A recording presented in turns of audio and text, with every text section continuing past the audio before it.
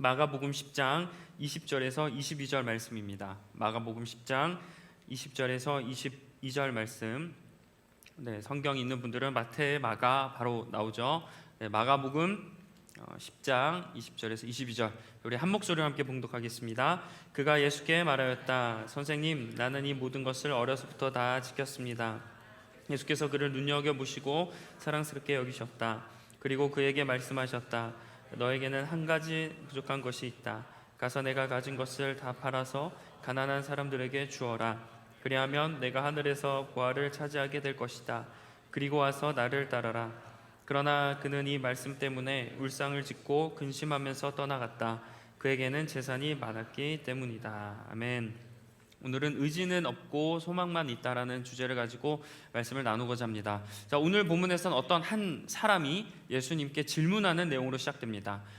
오늘 이 본문은 마가복음뿐만 아니라 마태복음, 그다음에 누가복음에서도 나오고 있어요.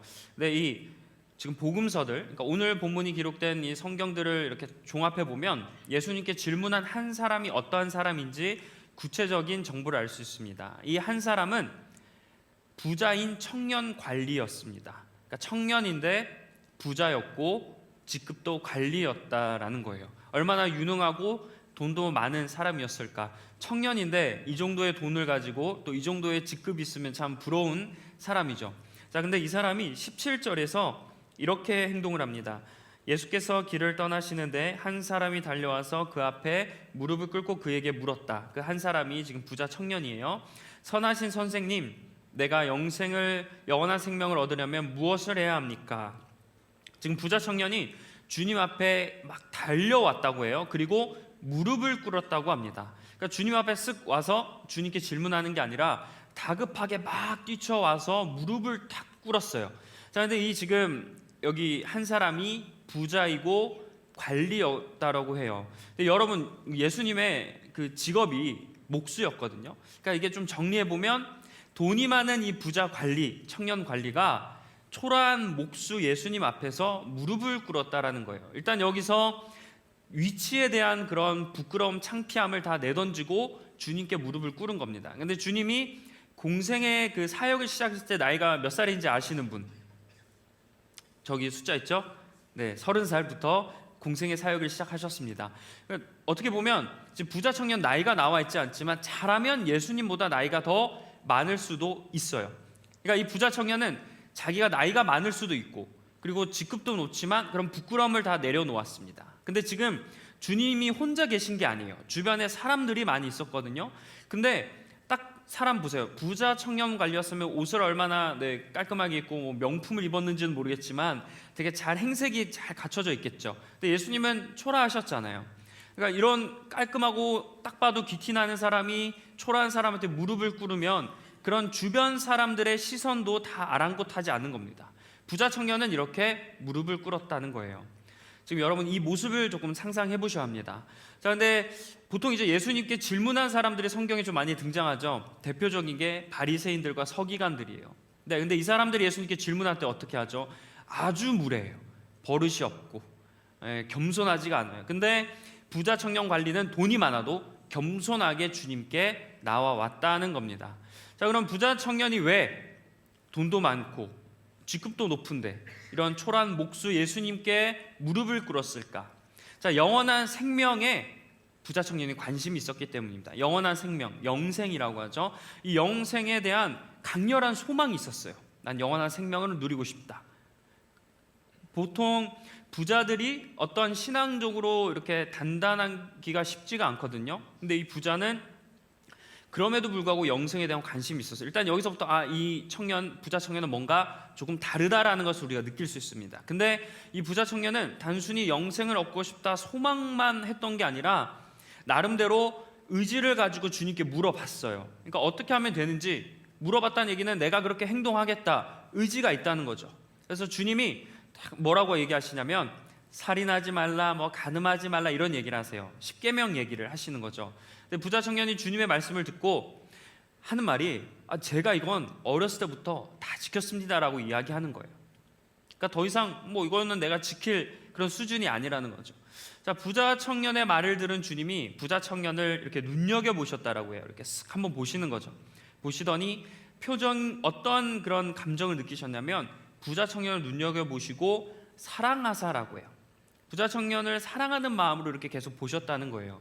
뭐 예수님께서 내가 뭐 이런 살인하지 말라, 간음하지 말라 이야기했는데 되게 뭐 나 다 지켰는데요 이러니까 왜 이렇게 버릇이 없어? 이런 분위기가 아니라 주님이 모습을 다 보는데 너무 사랑하는 마음으로 계속 그 부자 청년을 쳐다보는 거죠. 아마 뭐 조금 상상을 더하면 예수님 눈에 꿀이 떨어지지 않았을까? 그러니까 다 지켰는데요 하는 그 부자 청년 앞에 꿀을 이렇게 딱 떨어지면서 사랑하는 모습으로 보셨을 거예요.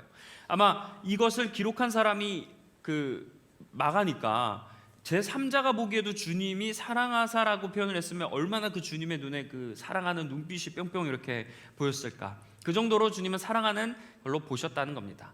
자, 이렇게 사랑하는 마음을 가지고 주님께서 쭉 보시니까 이 부자 청년에게 한 가지 부족한 게 있던 거예요. 그래서 주님이 뭐라고 이야기하냐면 너가 가진 것을 다 팔아서 가난한 자에게 나누어 주어라 라고 말씀하십니다.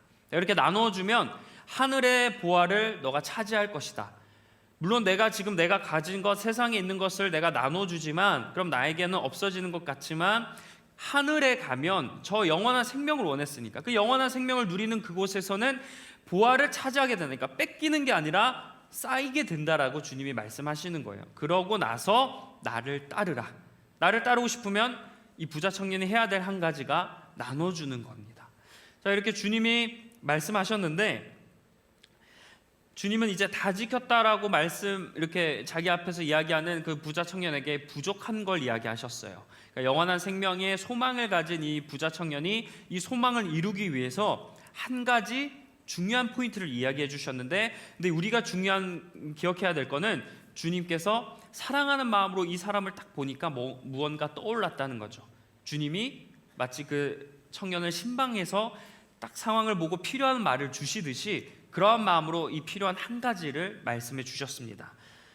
자, 근데 부자 청년은 주님의 말씀을 듣고 어떤 반응을 보였냐면 22절 말씀이에요. 그러나 그는 이 말씀 때문에 울상을 짓고 근심하면서 떠나갔다. 그에게는 재산이 많았기 때문이다 라고 해요. 자, 부자 청년이 보인 반응은 세 가지입니다. 첫 번째, 울상을 지었다. 그러니까 지금 표정이 막 울면서 망가졌다는 거예요. 그리고 두 번째, 근심했다. 울면서 동시에 막 걱정을 하는 거였다. 그리고 세 번째, 결국엔 어떻게 됐다? 주님 곁을 떠나갔다. 이런 반응을 보인 이유가 무엇입니까? 재산이 많았기 때문이에요. 주님은 그의 재산을 나눠 주라고 했는데 그 부자 청년에게 가장 어떻게 보면 중요한 것, 그의 정체성이 뭐예요? 부자라고 하니까 돈이 아니겠어요? 근데 어떻게 보면 부자 청년이 중요하게 여겼던 그 돈을 주님께서 딱 건드시니까 거기에 이제 마음이 어려워지기 시작한 겁니다. 그래서 그는 재산을 포기할 수가 없었어요. 예수님이 말씀하셨는데 예수님의 말씀을 거부하고 막 울고 근심하면서 주님을 떠나갔다. 어떻게 되는 거예요? 결국 영생을 얻고자 했던 그 노력이 수포로 돌아간 겁니다.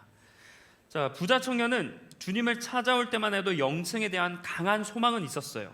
그래서 주님께 달려오고 무릎도 꿇고 내가 뭘 하면 되냐고 물었던 거죠.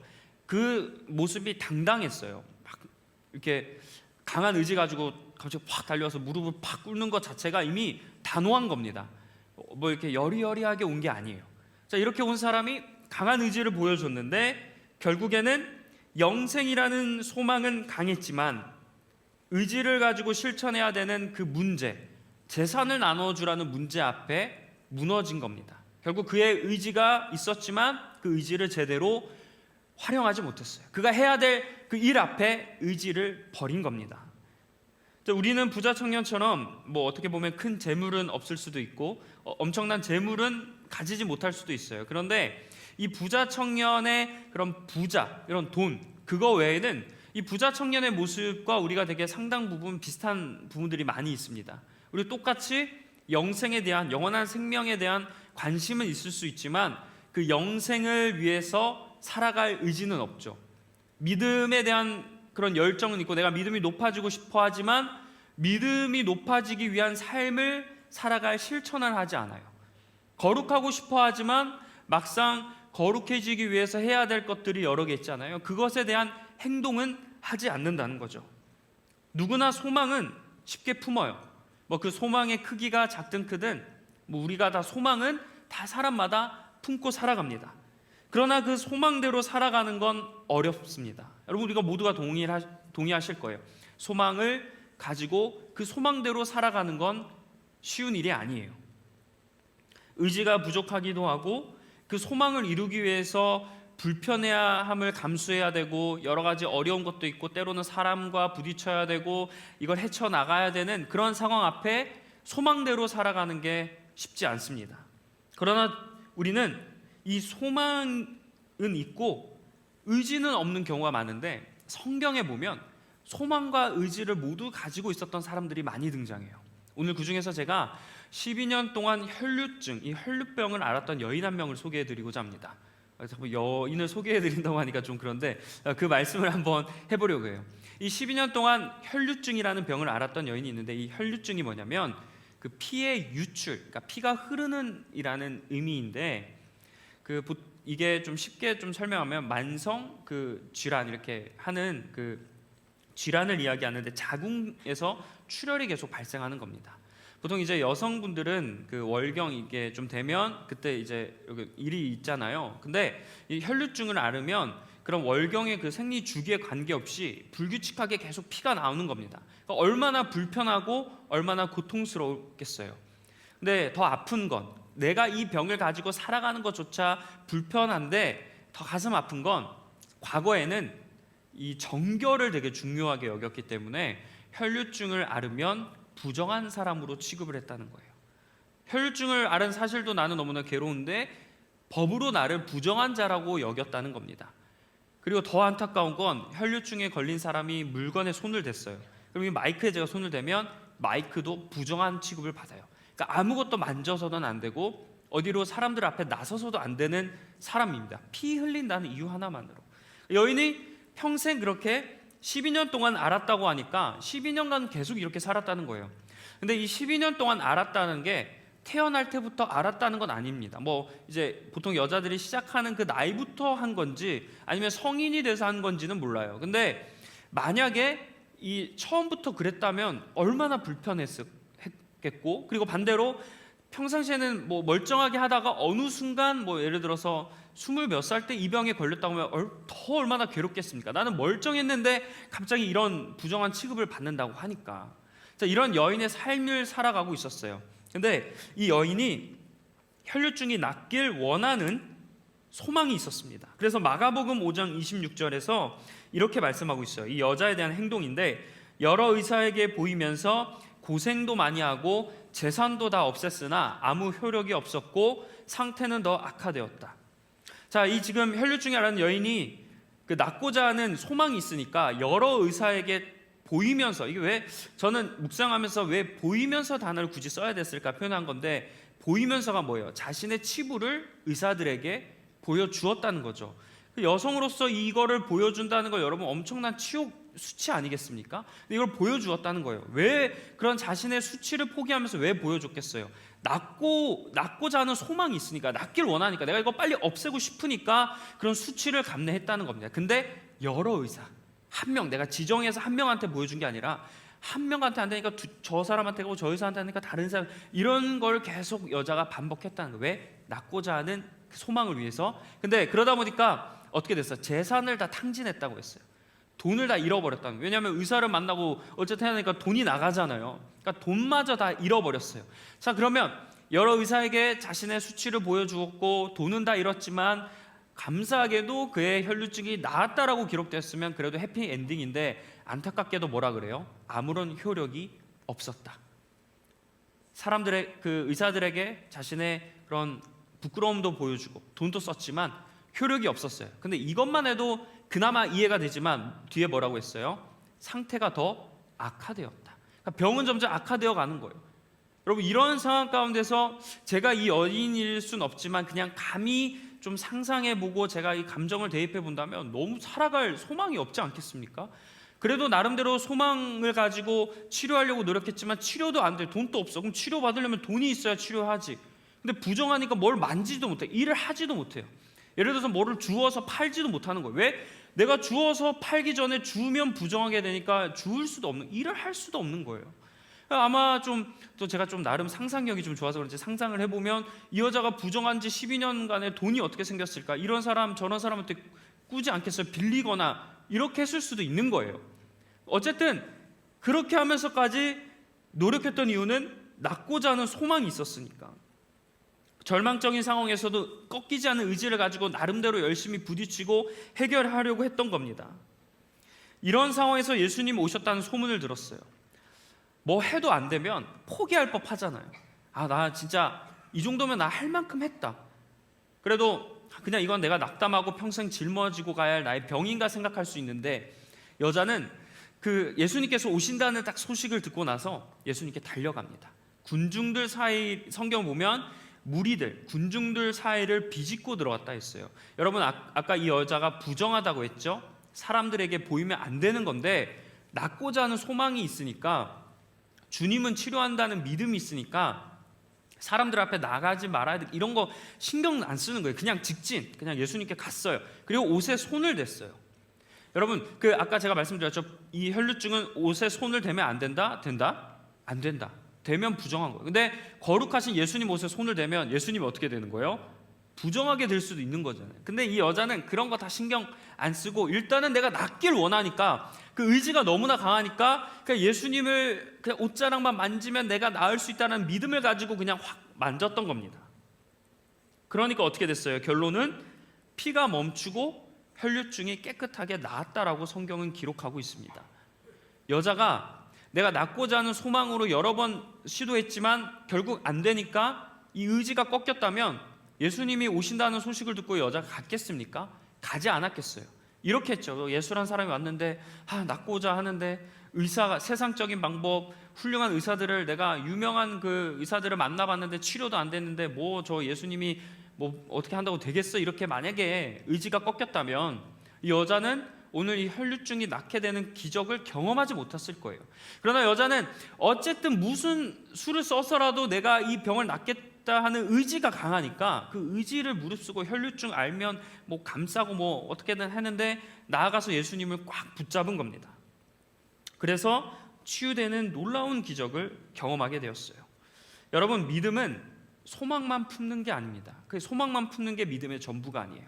믿음은 소망을 품고 의지를 가지고 노력할 때 진정한 믿음입니다.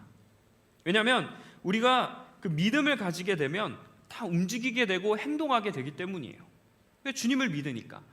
주의 형제 중에 야고보라는 사람이 있어요. 이 야고보가 이렇게 말씀합니다. 행함이 없는 믿음은 그 자체가 죽은 것이라. 행함, 그러니까 믿음이 행동으로 나타나지 않으면 그 믿음은 죽은 믿음이에요. 일단 믿음은 있어요. 그러니까 믿음이 없다라고 하지 않고 죽은 거라고 했잖아요. 믿음은 있는데 살아서 숨쉬는 그런 역사가 있는 믿음이 아니라는 겁니다. 그냥 죽은 믿음이라는 거예요. 그러니까 믿음 자체는 이렇게 움직이고 뭔가 의지를 가지고 행동하고 노력할 때 그 믿음이 살게 되는 것, 그 믿음이 행동으로까지 나타내야 된다는 거예요. 그래서 우리가 이 어떠한 일에 있어서 소망만 품지 말고 믿음을 가진다면 행동하고 이렇게 뭔가 실천해야 한다는 뜻입니다. 그러므로 의지를 갖기 위해서 우리에게 이렇게 의지가 있어야 된다는 것, 이 행함이 있어야 된다는 거 알았는데, 그 의지 이전에 우리는 분명한 소망을 가지고 있어야 돼요. 그러면 우리에게 이 소망이 어떻게 생기는 것일까? 우리에게 소망이 있어야 되는 그런 목적은 무엇일까? 자, 이것에 대해서 로마서 15장 13절에서 이렇게 말씀합니다. 소망의 하나님이 모든 기쁨과 평강을 믿음 안에서 너에게 충만하게 하사 성령의 능력으로 소망이 넘치게 하시기를 원하노라. 아멘. 여러분, 우리가 소망을 갖게 되는 건 하나님이 소망이시기 때문이에요. 우리가 하나님을 믿고 하나님의 형상대로 창조된 우리가 창조물 아닙니까? 근데 우리가 믿고 우리를 창조하신 분이 소망의 하나님이래요. 그렇기 때문에 우리에게 소망이 생긴다라는 겁니다. 성령의 능력으로 우리에게 소망이 넘치게 하신대요. 소망이 넘치는 거예요. 주님께서 주시는 것으로 우리가 소망이 넘쳐서 이 소망을 갖게 되는 것은 그래서 선택의 문제가 아니에요. 내가 소망을 갖고 싶고 내가 소망을 갖기 싫어, 난 그냥 이 정도에 살래, 이런 문제가 아니라 뭐 여러분의 행동과 삶의 모습이 어떻든지 간에 하나님, 소망의 하나님이 성령의 능력으로 여러분에게 소망을 주신다는 겁니다. 믿는 사람 모두에게 이 소망을 주신다는 거예요. 자, 그렇다면 여러분 중에 나는 소망이 없다 라고 하시는 분들이 계실 수도 있어요. 근데 이건 사실 여러분이 하나님께서 주시는 소망을 깨닫지 못했기 때문이에요. 혹은 알고 있어요. 하나님이 주신 소망을 알고 있거든요. 근데 내가 그거를 받아들이기가 싫은 겁니다. 왜냐하면 불편하니까. 하나님이 주시는 소망이 내가 원하는 소망과는 너무나 다른 모습이니까 알고 있어도 그냥 제쳐두는 겁니다. 근데 분명한 것은 하나님이 우리에게 소망을 주신다. 그렇다면 내가 품는 소망이 내가 원하는 소망인지 아니면 주님이 주시는 소망인지는 어떻게 구분할 수 있을까? 우리에게 있는 소망이 있잖아요. 주님이 주셨어요. 근데 뭐 이런 방법으로 알 수는 있지만 내가 가진 소망이 이거 어떤 게 참된 걸까? 내가 이걸 가지고 진짜 실천해야 될까? 고민이 되시면 구분하는 방법이 있습니다.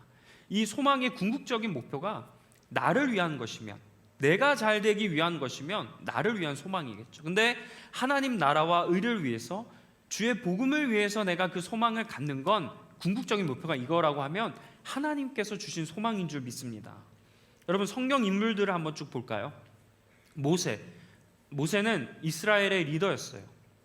그리고 출애굽이라는 그 귀한 일을 감당해야 했습니다. 여호수아도 마찬가지예요. 이제 요단강을 건너서 가나안 땅에 정착해야 되고 땅 분배도 해야 되고 또 전쟁도 해야 되는 그러한 사명이 있었습니다. 예수님도 마찬가지죠. 예수님도 우리 죄를 위해서 십자가를 짊어져야 할 그런 사명이 있으셨고, 사도 바울 보세요. 선교를 해야 되는 비전이 있었어요. 이렇게 하나님께서 쓰시는 사람, 하나님의 쓰임을 받는 사람들은 하나님께서 주시는 소망이 있었습니다. 모세도 그렇고 여호수아도 그렇고 예수님도 그렇고 바울도 보세요. 자기 소망인가요? 아니죠. 주님께서 그 사람들에게 찾아가셔서 콜링하시고 말씀하시고 주신 소망이에요. 그 결과는 어때요? 자기 영광이 아닙니다. 하나님 위해서 사용했어요. 그래서 이런 사람들, 뭐 성경에 더 많은 사람들이 있습니다. 그런데 이런 사람들이 자신의 소망이 아니라 주님이 주시는 소망을 품고 이런 위대한 일을 감당했다는 거예요. 의지가 필요하죠. 소망이 왔을 때, 예를 들어서 모세나 예수님도 마찬가지고, 모세는 특히 내가 널 불렀다, 이제 해야 된다라고 했을 때 뭐예요? 어떻게 해요? 거부해요. 두려워하죠. 주님께서도 이제 그 십자가 죽음을 앞두시고 좀 약간 그 죽음을 피하고 싶은 듯한 뉘앙스로 기도하시잖아요. 그러니까 이게 다 그 소망을 우리가 감당할 때 두렵기도 하고 받아들이기가 힘들 수는 있습니다. 그러나 중요한 건 하나님이 원하시고 하나님의 일을 하기 위해서는 그 소망을 일단 받아들여야 되고 그 소망대로 살아가야 할 줄 믿습니다. 그리고 하나님은 이 소망을 이루어야 하는 방법도 친절하게 말씀하세요. 자, 그거 구체적으로 말씀하는 게 오늘 아까 읽은 본문인데, 자, 우리가 이 말씀을 지금 다시 한번 볼 텐데, 한번 볼 때 조금 더 주의 깊게 한번 여러분 읽으셨으면 좋겠습니다. 한번 우리가 같이 한번 말씀을 읽겠습니다. 시작. 예수께서 그를 눈여겨보시고 사랑스럽게 여기셨다. 그리고 그에게 말씀하셨다. 너에게는 한 가지 부족한 것이 있다. 가서 내가 가진 것을 다 팔아서 가난한 사람들에게 주어라. 잠깐 이 말씀 띄워놓으시면, 주님은 부자 청년에게 부족한 건 한 가지, 그걸 말씀하세요. 근데 주님께서 그 부족한 걸 말씀하셨을 때 표정이 뭐냐면 눈여겨보시고 사랑하는 모습이셨다라고 해요. 그러니까 이 부자 청년이 영생의 소망이 있는데 그 소망을 이루기 위해서 주님께서 사랑하는 마음으로 그 방법을 알려주셨다는 겁니다. 저는 이 말씀을 한번 이렇게 바꾸셨으면 좋겠어요. 예수께서 그를 눈여겨보시고 사랑스럽게라고 하는 게 아니라 예수께서 나를, 여러분의 이름 한번 넣어보세요. 예수께서 나를, 이 화시기를 눈여겨보시고 사랑스럽게 여기셨다. 그리고 나에게 말씀하셨다. 너에게는 한 가지 부족한 것이 있다. 그 뒤의 내용은 여러분에게 부족한 것이 있을 거예요. 하나님은 이렇게 직접적으로 소망을 이루기 위해서 어떤 의지를 가지고 살아야 하는지에도 말씀하신다는 겁니다. 여러분 눈여겨보고 계세요. 여러분은 사랑스럽게 여기세요. 그래서 여러분에게 필요한 그 한 가지를 여러분에게 말씀해 주신다고요.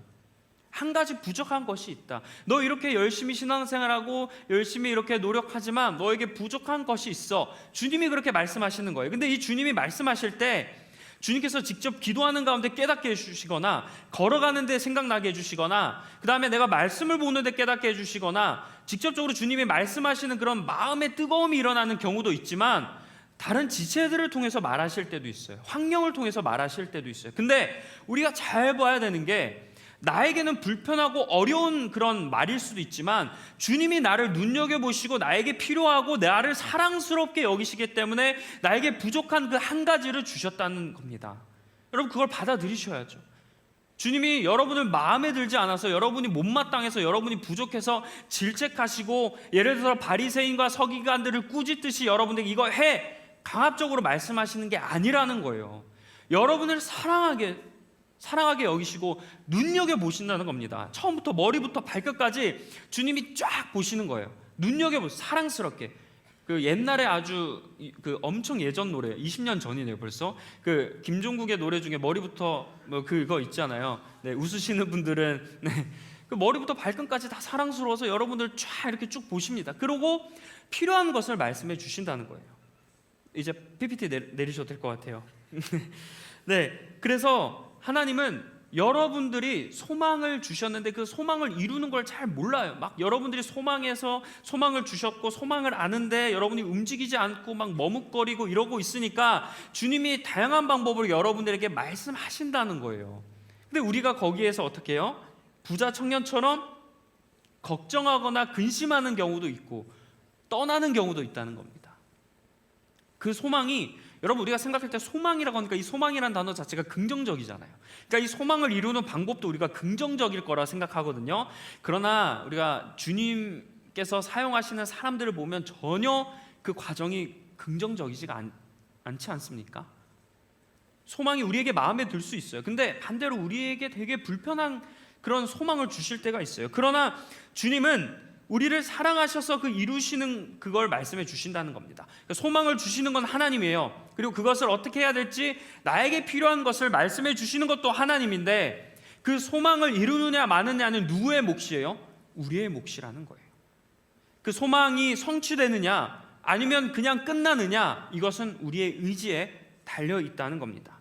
보세요, 부자 청년은 자기 의지대로 결정해서 떠났잖아요. 포기하는 것을 그는 결정했어요. 이 시간 여러분, 하나님께서 나를 통한 계획이 있다는 걸 믿으신다면, 또 나를 통해 일하신다는 걸 믿으신다면, 하나님께서 나에게 소망을 주시고 그 소망을 통해 여러분에게 또 한 가지 필요한 것을 말씀해 주시는 줄 믿습니다. 그래서 그게 불편하든 감사하든 때로는 마음을 찔리는 거든, 내가 솔직하게 나에게 화가 나는 그런 말이든, 여러분 일단 받아들이시길 간절히 소망합니다.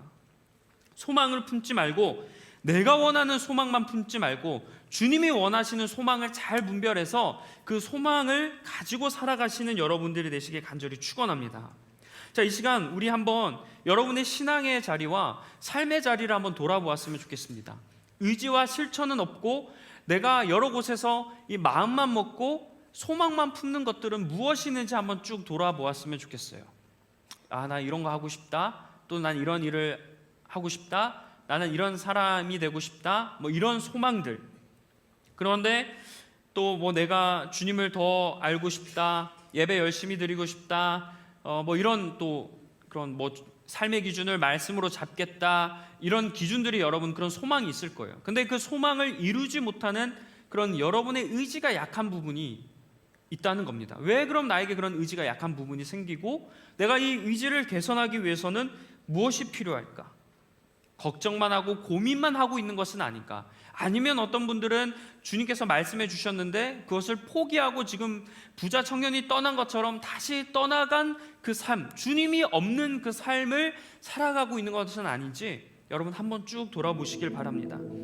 그런데 여러분, 이 오늘 말씀이 부자 청년이라고 했어요. 이 청년이 주님을 떠났어요. 나중에 이 청년이 다시 주님께 돌아왔으면 좋겠지만 그 이후의 행적은 알 수가 없어요. 근데 이 청년의 때 이 사람이 재물에 무너졌으면 나이가 들어서도 100% 재물에 무너지는 삶을 살았을 거라 우리가 생각할 수 있습니다. 여러분, 그래서 우리가 마지막으로 한 가지를 기억했으면 좋겠어요. 소망을 품고 의지대로 살아갈 때 내가 포기해야 되는 것들이 반드시 생긴다는 겁니다. 주님께서 부자 청년에게 재물을 포기하라고 하셨듯이 주님께서도 나에게 소망을 이루길 원하시는데 그 소망을 이루는 과정 가운데 여러분에게 포기하라는 것들이 반드시 계실 거예요. 사랑하셔서 보시는데 나에게 포기하라는 것 같은 말씀을 주실 때가 있다는 겁니다.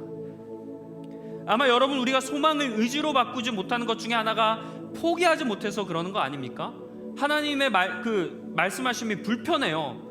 사람을 통해 말하는 게 불편해요. 근데 내가 왜 그거를 의지로 바꾸지 못하겠어요? 그게 싫은 거예요. 때론 내 성격을 포기해야 되고 내 자존심을 포기해야 될 때가 있고 내 시간과 물질을 포기해야 될 때가 있어요.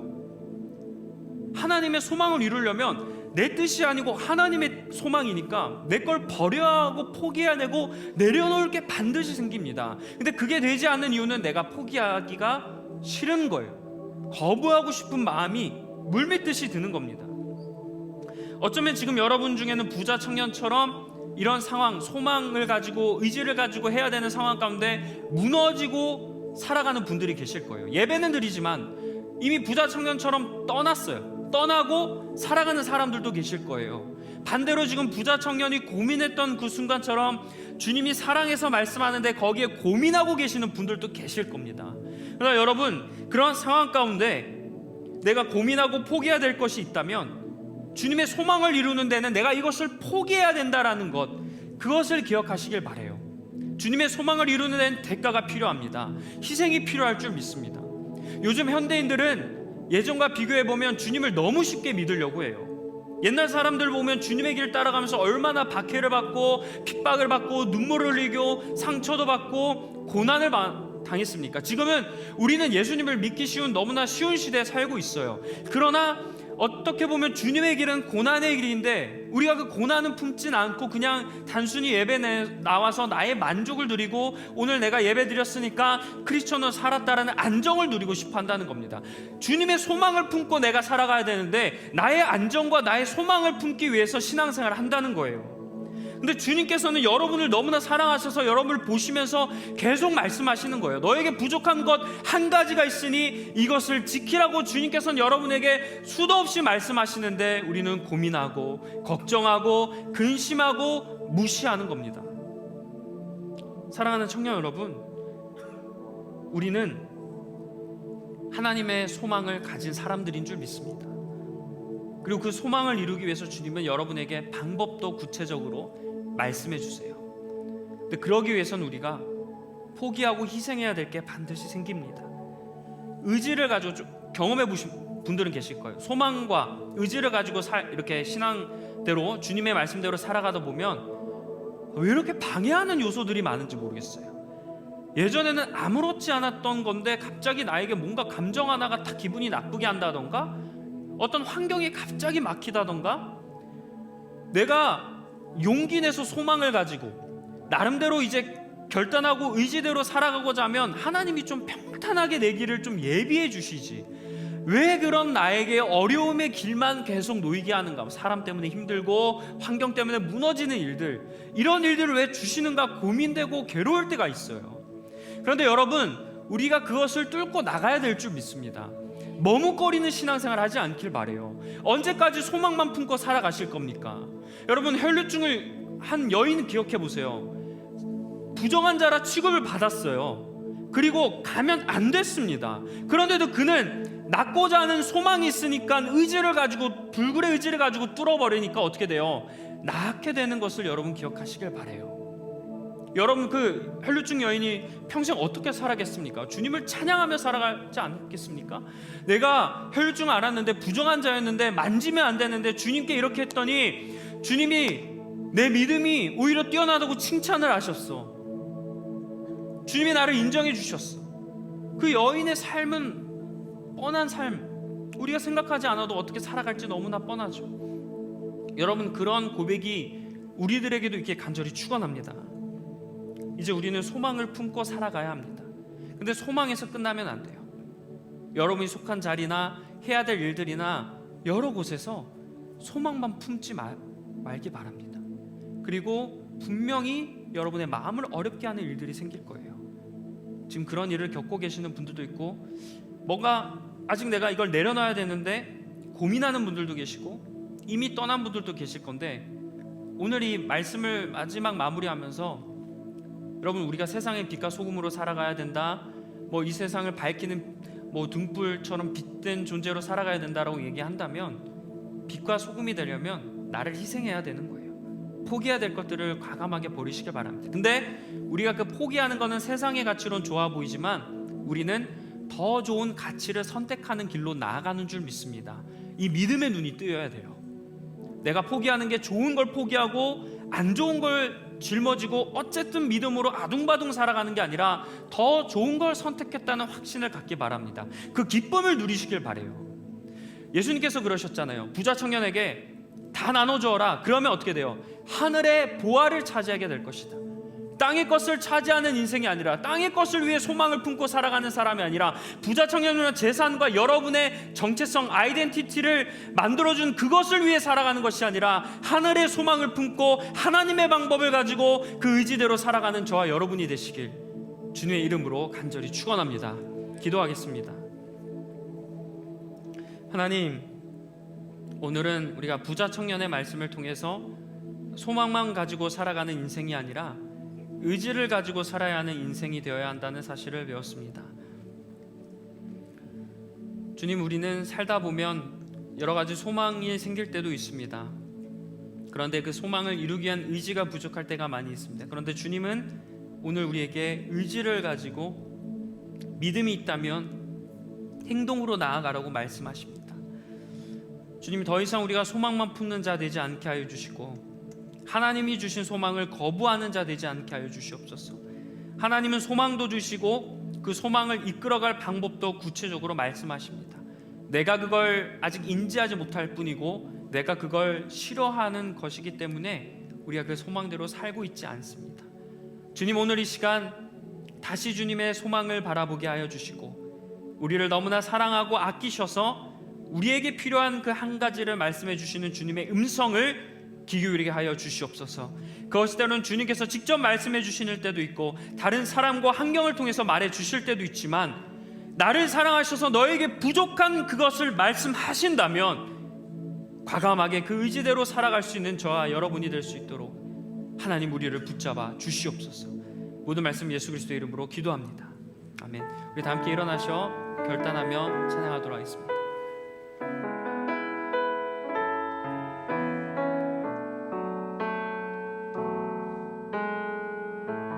예수 우리들의 밝은 빛, 은혜와 긍휼을 베푸시는 주,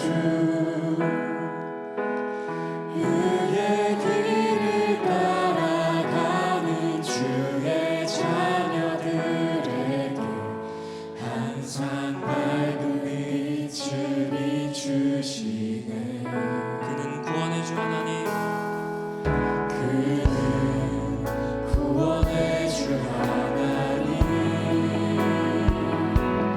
공의로 세상을 다스리시네.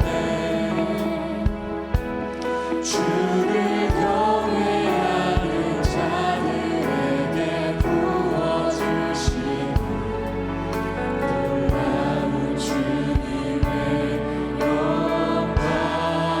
하늘에서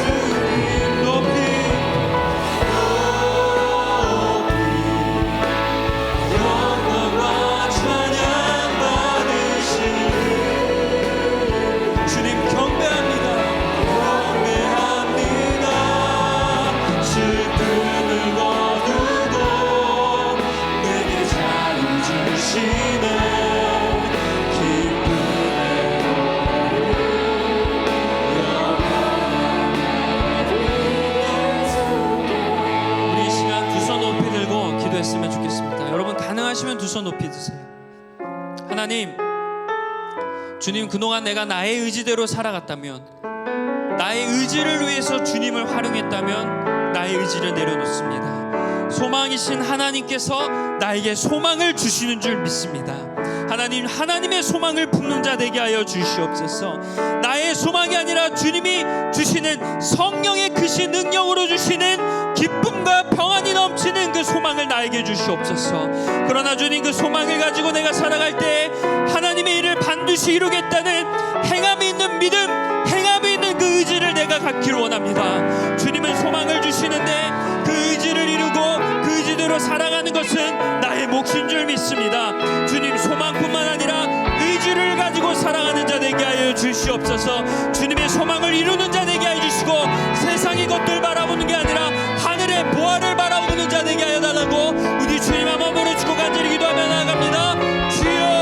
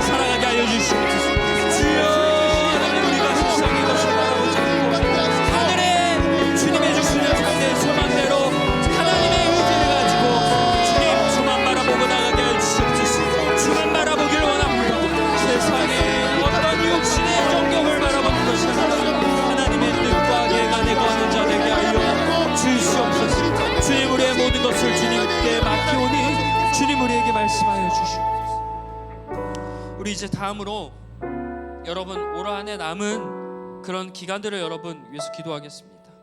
여러분 지금 많이 분주하실 거고 다른 것을 준비하느라 정신 없으실 것인데, 여러분 마르다와 마리아의 경우를 아시다시피 우리는 잘 분별하고 좋은 것을 선택하는 인생이 되어야 할 줄 믿습니다. 여러분 연말 분주하지만 지금 남은 그 시간 동안에 더욱더 주님을 바라보시길 바랍니다. 주님과 동행하시길 원합니다.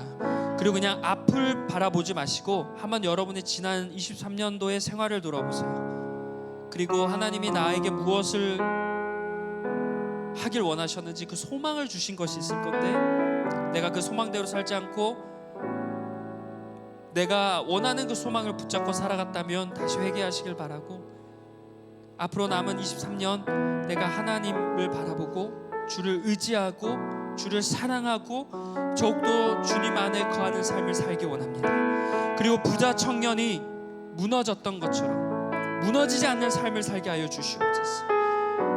청년일 때 우리는 무언가 내가 이루길 원하고 나에게 아이덴티티, 정체성이 있길 원한데, 그 정체성이 혹시 내가 주님을 믿는데 방해하는 것은 아닌지 돌아보길 원하고, 혹시 나에게 부자 청년의 부자라는 정체성이 있었듯이 아직 나에게 정체성이 없다면 불안해하지 마시고 하나님의 소망을 정체성으로 두는 자들 되게 하여 달라고 여러분 남은 시간들 기도하시기 바랍니다. 여러분 반드시 구하세요. 남은 시간 반드시 주님 앞에 붙들린 삶 살겠다고 기도하시길 바랍니다. 우리 주님 한번 부르시고 다시 한번 기도하며 나아갑니다. 주여, 주님 우리에게 있는 정체성, 하나님 그것이 나를 대변해주고 나를 설명해주는 거지만 그 정체성이 세상의 것이 되지 않게 해주시옵소서. 하나님의 소망이 나의 정체성이 되기 원합니다. 누군가는 일터에서 사랑을 전하는 청소망일 수도 있고, 누구는 일터에서 섬김을 다해서 하는 것일 수도 있고, 누구는 가르치는 것이며, 누구는 다른 방면으로 또 온유하는 마음으로 또 기도하는 은사일 줄 믿습니다. 주님께서 주시는 그 소망, 그 은사가 나의 정체성이 되게 하여 주시옵소서. 그 정체성이 주님 안에 있지 않으면 무너지는 줄 믿습니다. 주님의 마음으로, 주님이 주시는 그 소망으로 나의 정체성을 구성짓는 삶 되게 하여 주시옵소서. 그 정체성이 하나님의 것이 되게 하여 주시옵소서. 그런 인생이 하나님의 자녀, 하나님이 원하시는 인생일 줄 믿습니다. 주여, 하나님 우리에게 주님의 소망, 주님의 능력, 주님의 사랑, 주님의 섬김, 주님의 마음, 그것을 우리에게 부어주시옵소서. 나의 무기, 나의 살아갈 원동력, 주님의 것이 되게 하여 주시옵소서. 아버지 하나님, 우리의 삶 나시는 주님께 맡깁니다. 주님 더욱더 주님 바라보는 삶 되게 하여 주시옵소서. 남은 기간만이라도 내 안에 부족한 것들, 내가 채워야 하는 것들, 내가 더욱더 바라봐야 할 것들이 무엇인지 깨닫게 해주시고 주님으로 채워가는 시간을 되게 해주시며 지난 시간을 돌아보며 나에게 부족한 것들에 대해 다시 한번 결단하고 얘기하는 마음으로 나아갈 때 주의 사랑이 가득하고 주의 은혜가 가득하고 주의 놀라심이 가득하고 주실 수 있는 의지하니 마치 청년보다는 주님 붙잡아 주시옵소서. 오 하나님 믿습니다. 아버지 하나님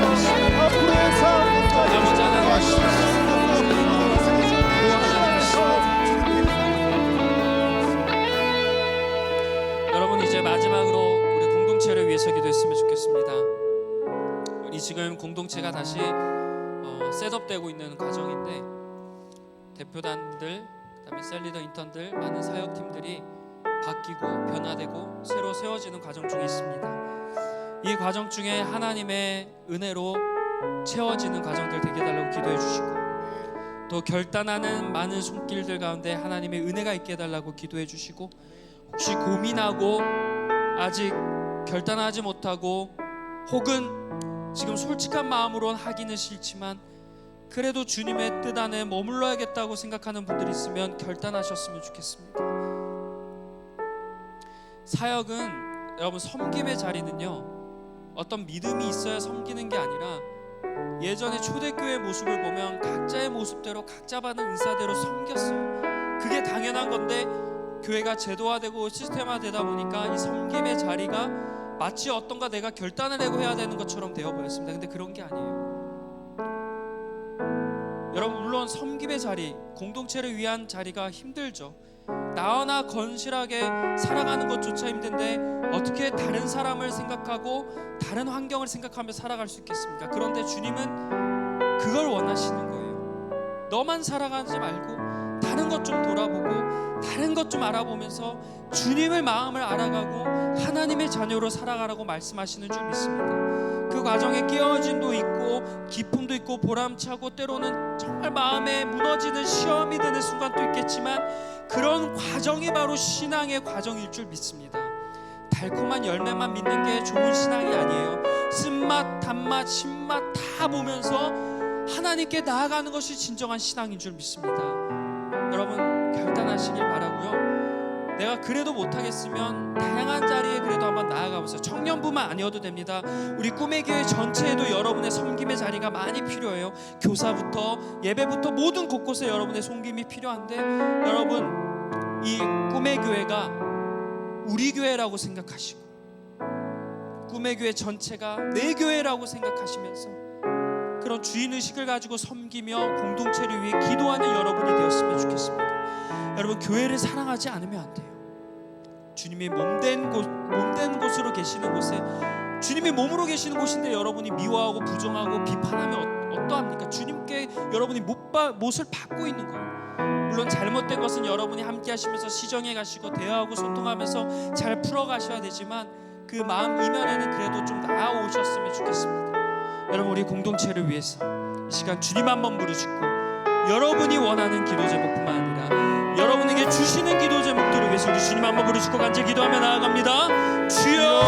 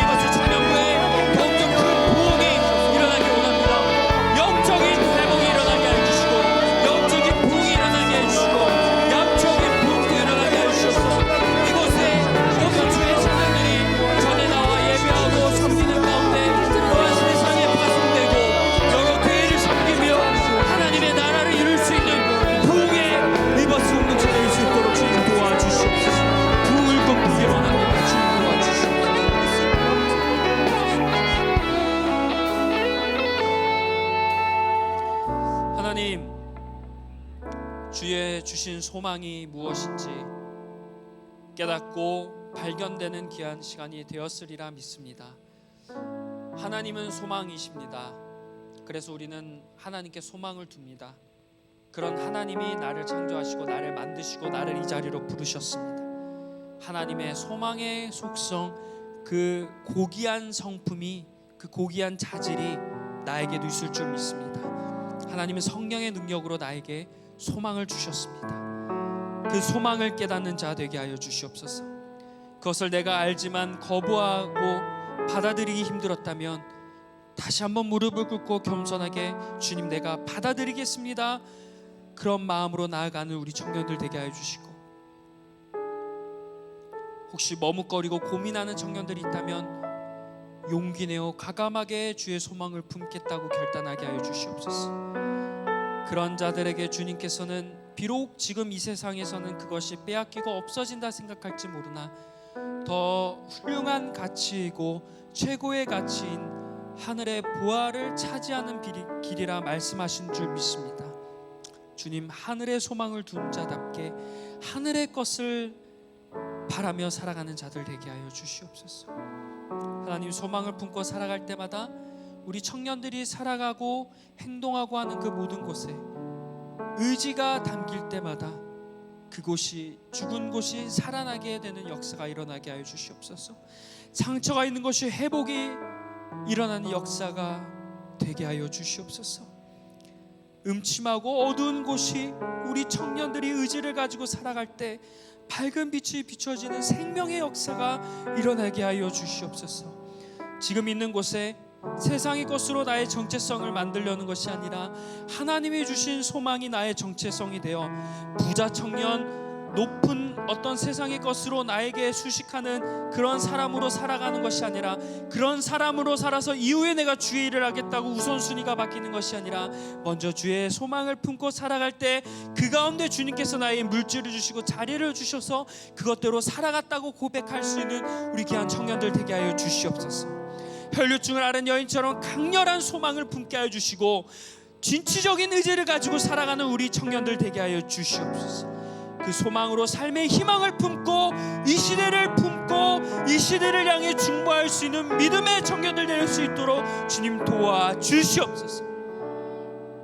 이제는 우리 주 예수 그리스도의 은혜와 하나님 아버지의 극진하신 사랑과 성령님의 교통하심이, 소망만 품지 않고 의지를 가지고 이제는 주의 일을 감당하고자 결단하며 나아가는 우리 귀한 리버스 청년들의 삶 가운데 이제부터 영원토록 함께 하시기를 간절히 축원하옵나이다. 아멘.